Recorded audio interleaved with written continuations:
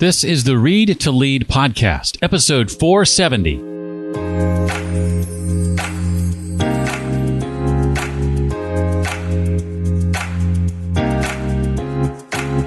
You know, a lot of times our social anxiety, our performance anxiety brings up past shames that we don't even think about anymore from our childhood, from our youth, from that time in middle school when no one would sit with us or we said something really stupid.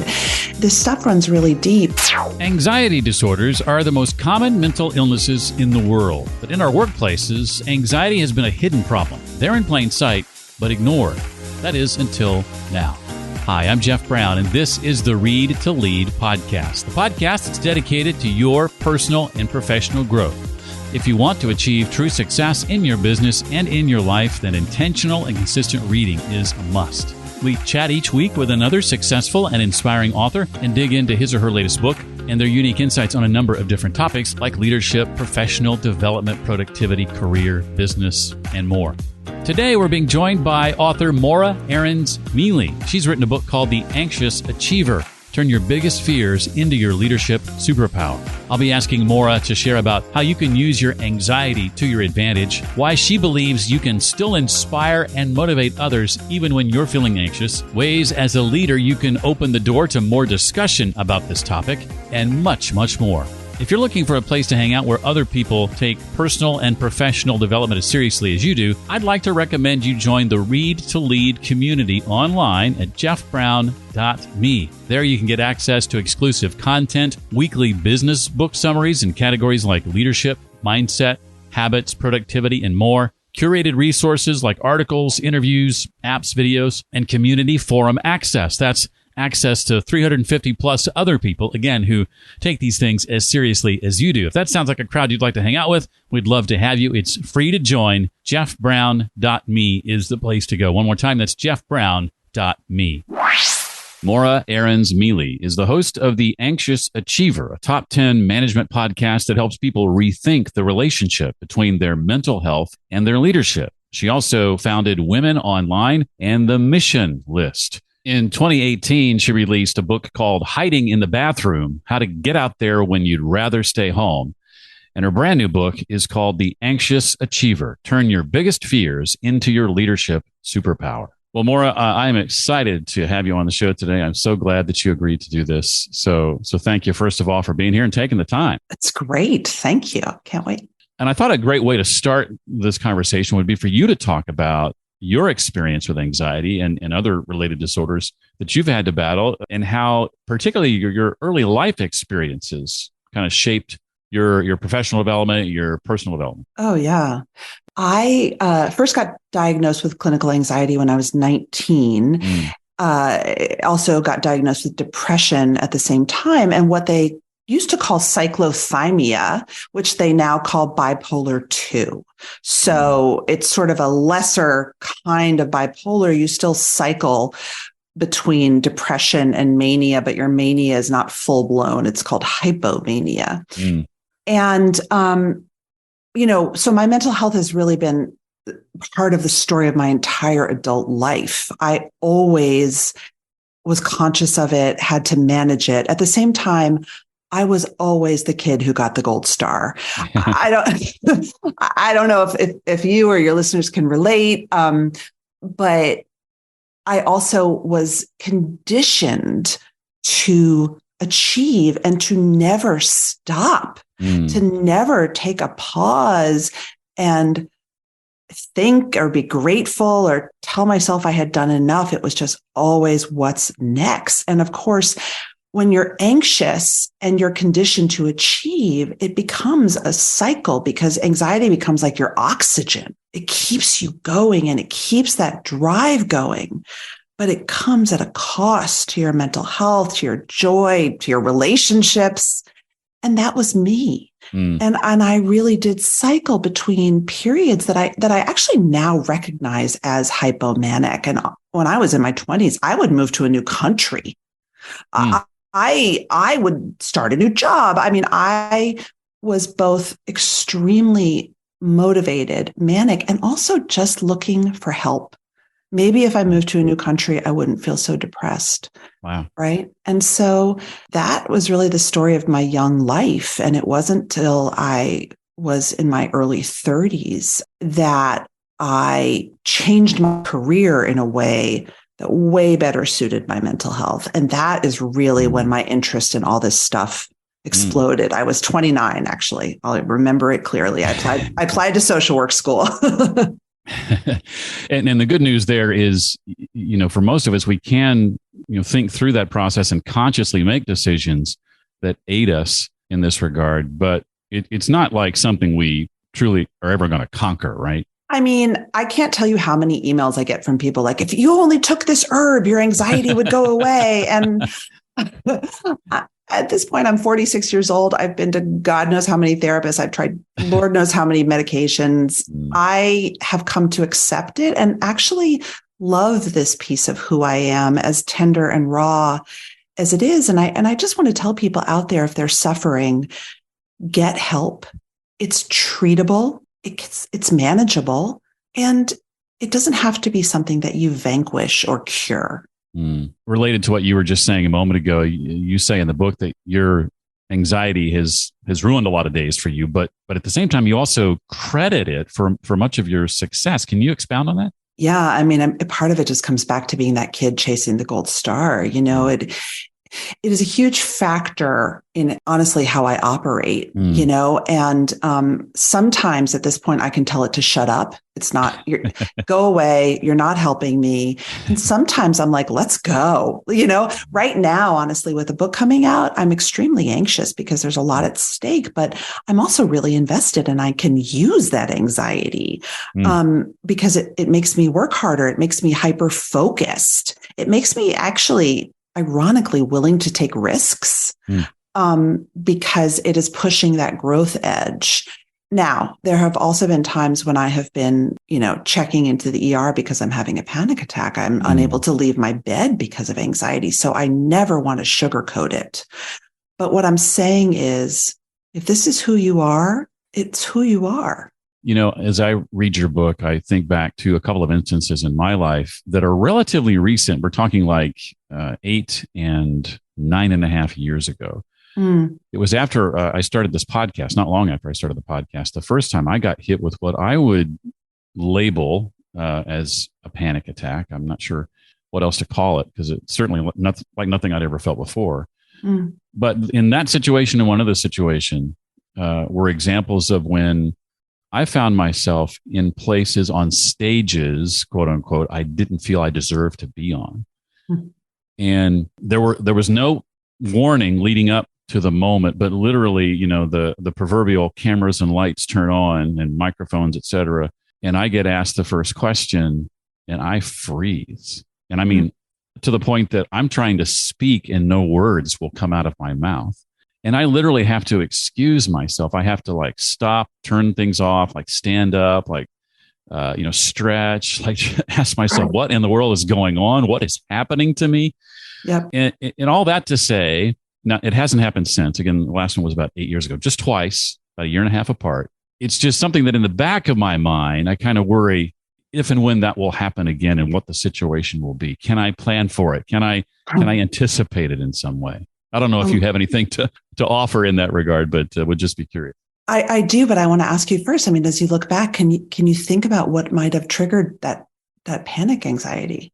Yeah, and it's something that I want to ask you about anyway. And I think in both cases, it was, in a couple of words, imposter syndrome. I mentioned being on stages that I felt I didn't deserve to be on. The first one was the first ever time where the tables were turned and I felt like I was the person being the expert and being interviewed, where the previous 30 years, I was the person doing the interviewing. And suddenly it was me in that chair. And that was a role I'd never been in before. And just didn't anticipate the panic that I would experience in that moment.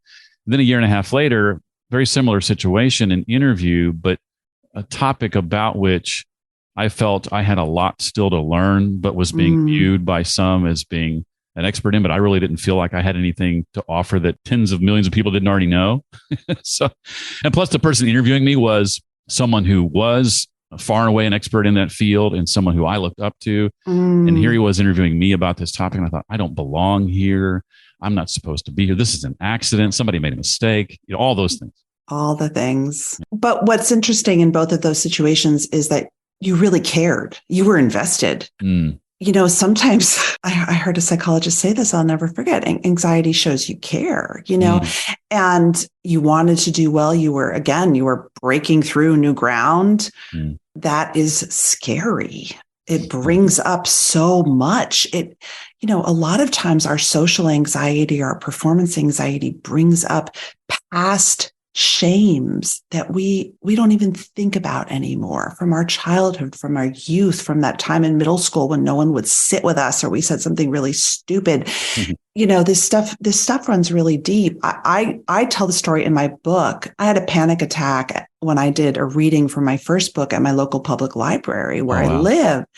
And I've been on lots of big stages. I'm a ham. I like being on stage, but there was something about the fact that these were people in my community who had taken time out on a Monday night to come see me. I felt like I could never meet their expectations. And I froze so badly. Someone in the audience said, "We have to call 911." Wow. They were ready to call 911. And I, luckily, this was not my first rodeo. I said, I'm sorry, I'm having a panic attack. We have to stop. It was humiliating. So why am I telling you this scary story? Because the truth is we're all human and we can survive and we can learn. We can build resilience. I'm not recommending anyone have a panic attack, but that was my anxiety really trying to tell me something. And I wasn't listening. And so it had to shut down my body to get me to listen. I know one of the goals with regard to your podcast of the same name, The Anxious Achiever, which I started listening to this week. And I'm like, where's this podcast been all my life? In fact, it was fantastic, the episode that I listened to. And I'm now a subscriber. So I just really, really well done. And how do I get LinkedIn to present my podcast is what I want to know. We'll talk offline.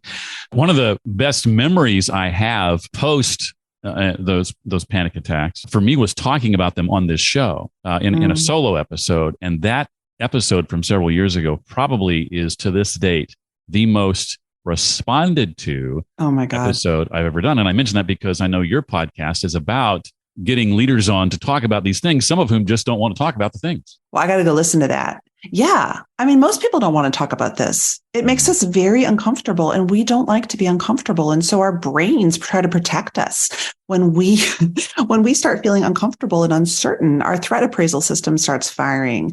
And what do? We don't want to feel this way. So we might avoid. We might go have a Snickers bar. We might answer a million emails and work really late. Like we act out anxiety because we don't want to sit and feel the uncomfortable feeling of I was on stage and I had a panic attack and that felt like I was literally dying. Why?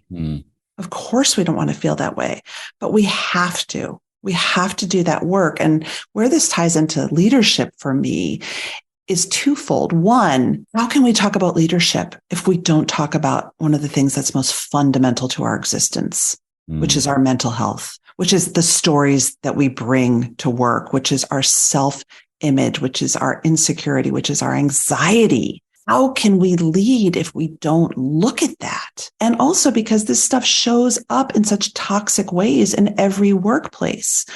We bring anxiety to work. Work makes us more anxious. And so what do? We control, we micromanage, we're gatekeepers, we yell at people, we mansplain. I've been there.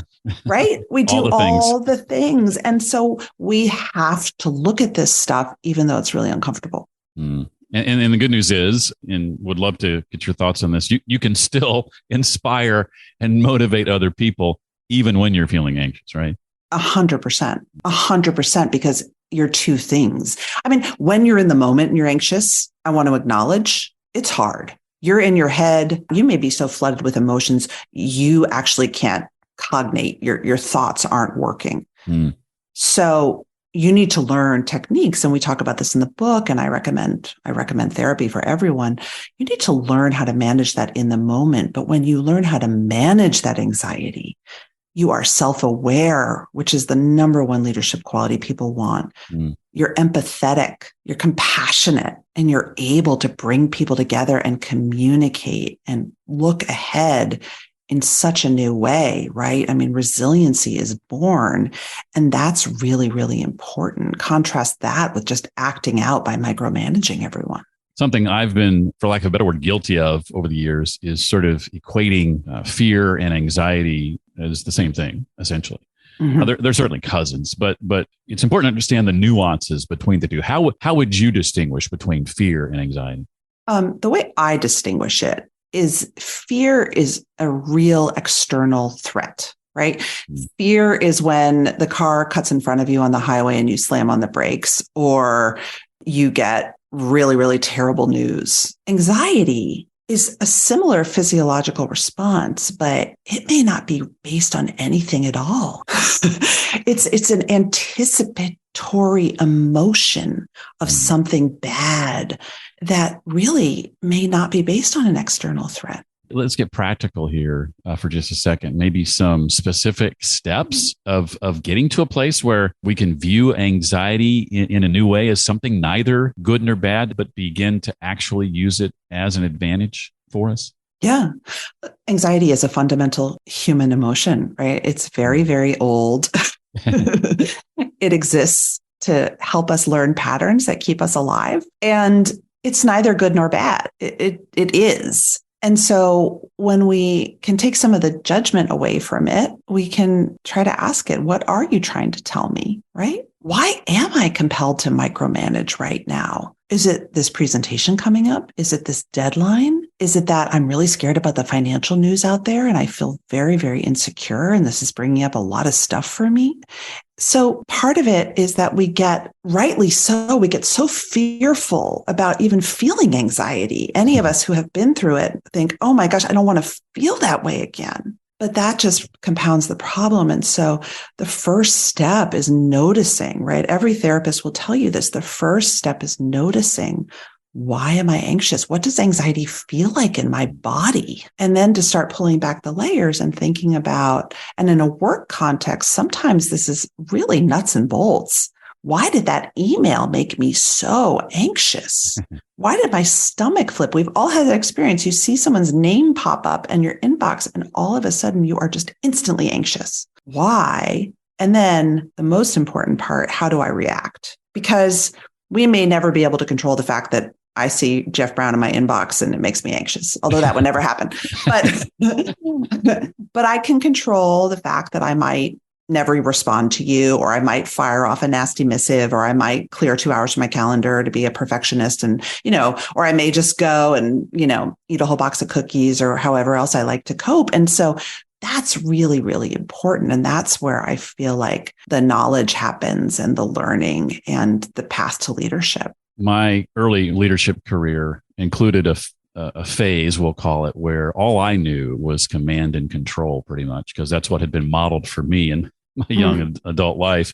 Yep. And I read books like yours and I think back, gee, how many people did I make anxious unnecessarily just because of my lack of experience and self-awareness and all of those things. And it makes you kind of take an inventory of yourself too. And, not just think about the past, but like right now, am I doing anything as a leader or a spouse or anything else that is bringing that kind of response out of someone? What changes should, say, leaders be prepared to make as far as workplace cultures or their practices to sort of address this, if you will? Yeah. And I want to make just a really quick contrast here because, anxiety is not our fault. And a lot of us, especially in the workplace, face biases and systems that make us anxious for very good reason. And, there's tons of data about this. Sure. So I don't want anyone to think listening to this, I have to go fix myself, right? I'm not saying you have to go fix yourself. And if you are a person who is struggling, if you are someone who doesn't have power in an organization, if you are, trying to just keep the lights on, if you are the only person of color on your team and people are biased and that's making you anxious, you know what? That's very, very real. The reason why I focus on leaders is I feel very, very strongly that it is a leader's job to start this conversation. Leaders typically have power in an organization. They have influence. They have juice. And if they don't start becoming more human, I was raised in the same environment as you, command and control, don't ever let them see a sweat. If leaders don't start modeling this stuff, no one else will ever feel safe to do it. And the bad systems and bad patterns will just continue because you know what? A huge majority of people think that work contributes to their poor mental health. And it does. Talk a bit, if you would, Morra, about your podcast journey. I mentioned your podcast earlier.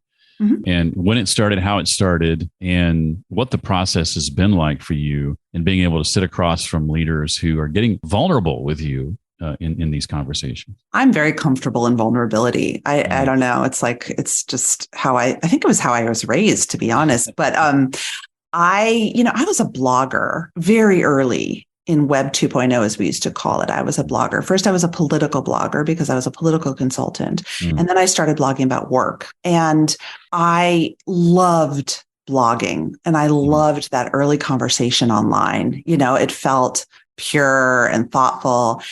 And as everything became more social media focused, super visual, things got a lot more toxic. I was feeling a bit like, what's my creative outlet now? I have so much I want to learn about and say, and people I want to talk to. And then I started podcasting, I think in 2014. And that was my aha. I was like, this is amazing because it had that same sort of intimacy of early blogging. I'm a huge introvert. I really feel comfortable in one-on-one conversations. You and I aren't looking at each other right now. And I don't know. I sort of took to it like a duck to water. And so my first podcast was called Hiding in the Bathroom. And it became the premise of my first book. And it was a lot of vulnerable conversations, but it wasn't focused on anxiety specifically. And then, as I just talked to more people, it became clear to me that people wanted to talk about anxiety. And I loved talking about mental health. I had always wanted to be a mental health professional. So I pitched Harvard Business Review, The Anxious Achiever. I think it was in early 2016. I can't remember, 2017. And it took a while to get off the ground, but we launched. And I don't know, it's been the biggest gift of my professional life in a way. It's been so amazing. And look, I'm not a psychologist. I'm not a doctor, but I am a leader who has lived with profound anxiety and depression and bipolar 2. And I am grateful for people who will share their stories. We talk about everything on the podcast. We talk a lot about everything from ADHD to autism to OCD. We have an episode coming up on people with Tourette's syndrome. I really want to highlight how people work differently when they are different. I identify with so much of what you're saying. I come from a broadcast career. Spent 26 years in radio and, would turn on the microphone and talk to thousands of people anytime I did without thinking much about it. And so the big adjustment for me as someone who loved sort of hiding behind that, maybe I shouldn't use that term, but that's kind of how I viewed it. It's what we do. What was tough for me then when I went out on my own 10 years ago was getting comfortable with public speaking and the fear I had around that and being in front of people who are now all looking at me and can see me, whereas before they couldn't. And that was a journey. I've never had, any sort of debilitating moments with regard to that. I've been very nervous about public speaking. Thankfully, have never had instances like those ones I described earlier. I've just pushed through it and said yes when I was scared to death to say yes. And I have found in that particular situation, what's worked for me is, and this isn't for everybody, but to be practiced, to go through it dozens and dozens of times. Not that it's memorized or anything like that, but when I get up there, I want to feel as confident as I possibly can. And the more confident I feel because I know my material and I know what I want to say, then the less nervous I become. And then the last part about that I'll say is what I found is when I am nervous, at the end, I always feel this sort of euphoric feeling of like, you did it. Yeah. And I'm so excited to do the Q&A now because the hard part in my mind is over. And so in future talks where they've gotten bigger and bigger and higher stakes, I always remind myself of remember how you feel when it's done. lean into that and let that carry you through. Oh gosh, I love that. I think preparation is really huge if you're anxious. If I'm nervous, I tell the audience. And some of the best speaking advice I got was from Lindsay Pollack, who's wonderful. She talks about careers a lot and building your career, but she's a great speaker. And she said, the audience wants you to succeed. Sure. This is not a roast. They are here for you. And every time I get on stage, I think I'm not worthy. I'm going to disappoint them every single time. And I just try to push through it. That's a moment when you say to your anxiety, too bad. So what? Go away. I like your friend who calls his anxiety a chipmunk or something like that. I just talked to someone yesterday who said they call their anxiety Frank. I like chipmunk because chipmunks are tiny little animals. It just takes the power away. Right. Who could take a chipmunk seriously? And that's a moment when you sort of tell your anxiety to buzz off, but you still feel it and you use it. Right. I mean, that's a moment where you want what Wendy Suzuki calls your activation energy, right? You come on stage, you want to be vibrating a little high. Like you said earlier, you're feeling that way in part because this is something that is truly important to you. It's your chance to make an impact. And that's part of the reason why your body's reacting the way it is because this means something to you. It means something to you. Yeah. Morra has divided the book into a couple of sections. I meant to mention this earlier. Part 1 is getting to know your anxiety. We've talked quite a bit about that. Part 2 is a leader's toolkit for managing anxiety at work. We've talked some about that. One other thing with regard to that I want to ask you about is the thought traps. You identify 10 of these in the book. But what would you say are some of the more common thought traps that anxious achievers are likely to experience? If you had to narrow it down to say 2 or 3. Yeah. I mean, I think thought traps are so common. We all experience them. I mean, a really, really common one is catastrophizing. So you get one snippet of news and your mind immediately goes to the worst possible outcome. That's very popular. Yeah. Another one is emotional reasoning. Because I feel this, it must be true. Right. Because I feel like I don't deserve to be here. I definitely don't deserve to be here and everyone hates me. I've been there too. That's one of my favorite ones. Yeah. I call imposter feelings a thought trap because the thing about a thought trap is that it's instant, it's automatic. It's just something that habitually comes into your head when you're made anxious by a certain situation. And imposter syndrome is a really, really common one. And for a lot of us, it becomes a habit.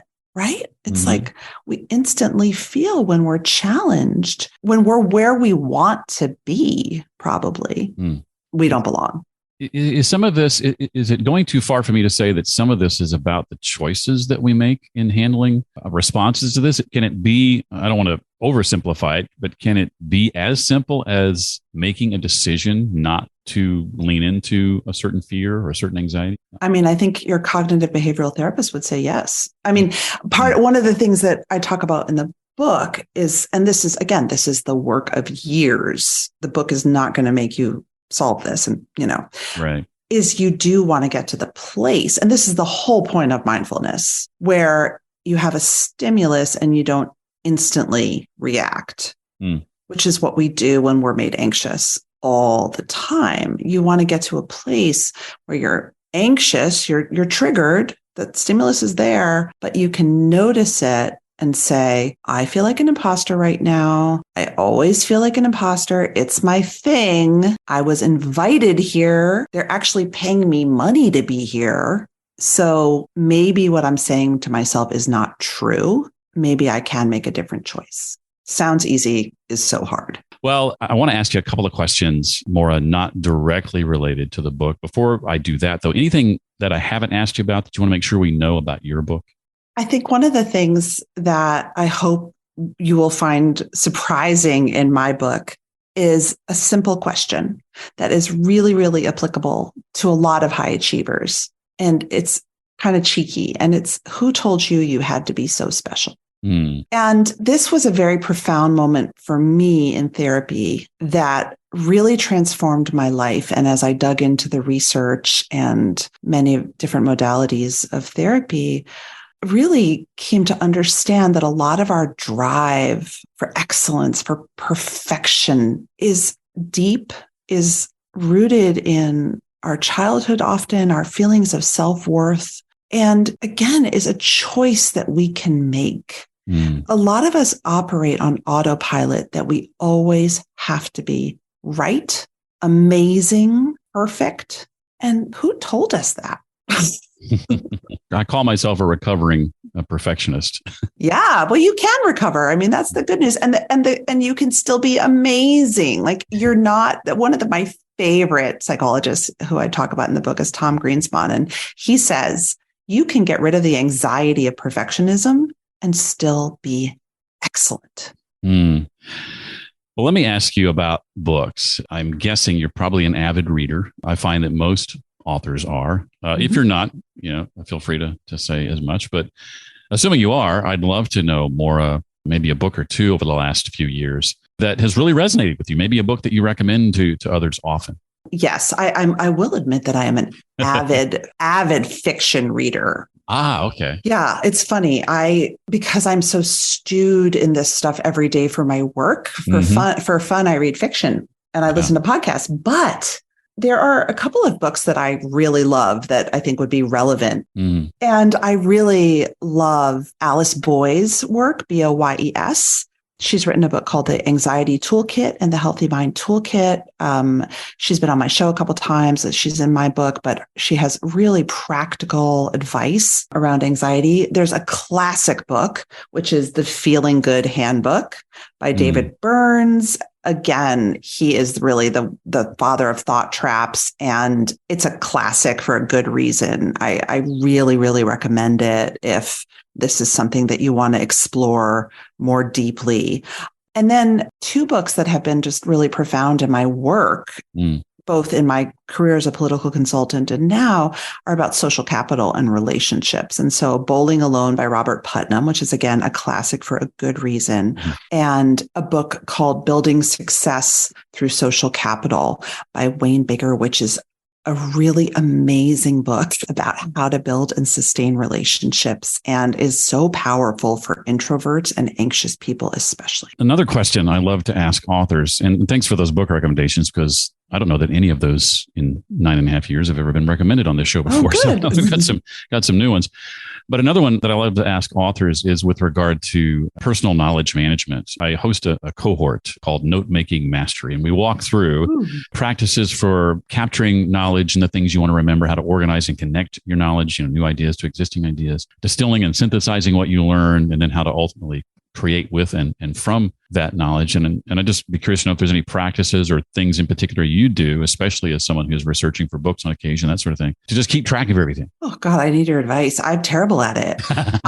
I'm terrible at it. It is actually something that I need to figure out. I am a sponge. I consume a ton of media, everything from ancient history to, obviously, I'm obsessed with politics, to psychology, to fashion and pop culture. I love it all. I read 3 newspapers a day.